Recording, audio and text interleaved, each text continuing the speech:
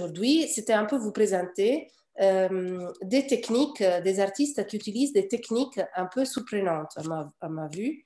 Parce que aussi assez souvent, on dit, ah oui, l'art textile, mais alors on voit, par exemple, on a dans la tête l'idée du geste de tricoter, ou alors d'être prône sur un tissu qu'on est en train de broder, donc des petits gestes comme ça.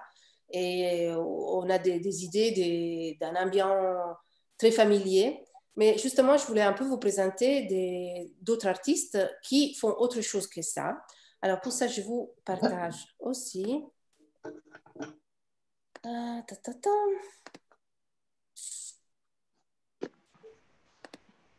Donc peut-être vous connaissez déjà aussi quelques artistes, mais n'hésitez pas à réagir, à poser des questions. Alors la première artiste s'appelle Simone Paulfan, qui est une artiste française. À la base, elle n'a pas fait du tout des études d'art. Et en fait, elle crée des sculptures comme celle que vous voyez ici. Ah non. Qui sont Lottie, un signe de désespoir. Vous arrivez à voir Lottie? Ok. En fait, elle achète. À la base, elle avait commencé à faire des pliages, des choses avec des pliages de tissus pour faire comme des décorations pour les chambres de ses enfants. Et ça a plu tellement qu'elle a commencé à faire des amis, etc. Jusqu'à ça a pris de l'ampleur. Et au début, elle travaillait avec des couleurs, mais à la fin, elle a décidé d'utiliser seulement du tissu qu'elle utilisait pour doubler l'arrière de ces grands sortes de patchwork et qu'elle achète dans une tapisserie, dans une maison qui réalise des tissus à La Bresse. Elle vient des Vosges, donc La Bresse, c'est un petit village près de Mulhouse, si je ne me trompe pas. Mais donc, c'est toujours les mêmes tissus qu'elle utilise, toujours avec ses couleurs écrues, qu'elle découpe en bandes et qu'elle bloque avec des épingles. Le tissu, il est patenté et il sort de la machine avec, vous savez, la petite, il est comme un peu graissé avec la graisse de la machine. Donc, ça lui permet d'avoir à la fois de la structure et de la tenue, mais aussi de la souplesse. Donc, j'ai mis peut-être ça fait, juste pour vous donner la dimension, ça fait 50 cm à peu près de diamètre. J'ai mis quelques photos aussi. Vous voyez des détails de comment elle réalise. Donc, elle épingle vraiment chaque petit pli avec ses épingles qu'elle bloque. Et parfois, par exemple, certaines sculptures, il y a une sculpture, celle que vous avez vue, ça faisait 3 kilomètres des tissus, des rubans, et il y avait 2 kilos des épingles.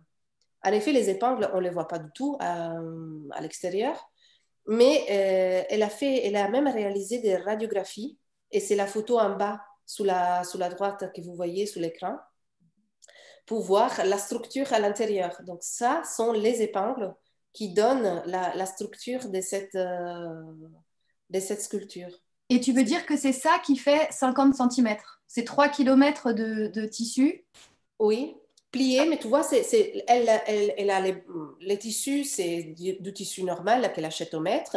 Elle coupe des bandes de différentes largeurs, elle les plie, tu vois, comme tu vois dans la photo, et elle enfonce des petites aiguilles. Donc, tous les tissus, la bande des tissus, c'est 3 km. Et la quantité des épingles, c'est 2 kilos des épingles qui sont là. Donc, ça, c'était quelque chose. Elle fait ça, c'est vraiment son langage à elle. Il n'y a personne d'autre qui utilise un langage comme ça.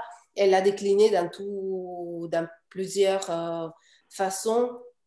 Donc, si vous cherchez un peu son travail, vous trouvez toujours des déclinaisons sur les thèmes du pli et toujours avec ces mêmes tissus écrus. Donc, ça, c'était Simone Folpan. Elle fait toujours des formes sphériques ou aussi des autres formes? Alors, elle s'inspire beaucoup de la nature. Donc, ces formes, c'est beaucoup de formes qui ont un rappel naturel. C'est comme des coquilles, ou alors comme si c'était des tranches d'un tronc d'arbre qu'elle a réalisé avec ça. Ou alors c'est comme des colonnes, comme si c'était même un minéral. C'est vraiment, parfois c'est des choses qui prennent la place, hein. C'est vraiment grande aussi. Ça peut être très petit, mais ça peut être aussi très grande. Bon, si vous voyez, par exemple, ici, c'est un peu sous ces thèmes-là. Ok, on change. Mais peut-être on pourra discuter aussi par la suite. Un autre artiste que je voulais vous présenter, c'est Caroline Achantre, qui est une artiste franco-allemande. En fait, j'ai trouvé des vidéos dans lesquelles elle parle anglais avec un fort accent allemand. Donc, je sais plus. Je pense elle est née en France, mais elle a grandi en Allemagne, en gros, et elle habite maintenant à Londres. Et je vous ai montré ça parce que je ne sais pas si vous connaissez cette technique du tafting. Tafting? Non. Le tafting, c'est taft en anglais. Ça signifie c'est une mèche. C'est juste oui, une mèche. Et en fait, c'est une technique qui est de plus en plus, qu'on trouve de plus en plus et qui est utilisée dans la tapisserie pour faire des tapis. C'était une technique spéciale pour réaliser certaines moquettes qu'on met au sol et qu'on trouve de plus en plus dans des artistes.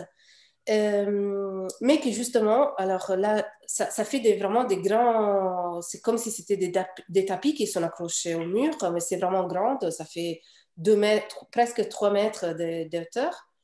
Et vous voyez, elle a un langage, elle reprend un peu beaucoup d'images un peu expressionnistes, c'est pas du tout sereine, je dirais. Mais je vous ai montré ça surtout parce que je voulais vous montrer, justement, par rapport au thème d'aujourd'hui, un petit extrait d'une vidéo dans laquelle elle montre comment elle a réalisé ses compositions. Donc, on ne va pas les voir tout. Alors là, c'était un petit détail, pardon, de cette... donc, c'est vraiment un tapis. Il y a les mèches qui ressortent, certaines avec des longueurs plus longues, d'autres plus courtes, en fait, et qui donnent un effet un peu dégoulinant, un peu pas ordonné.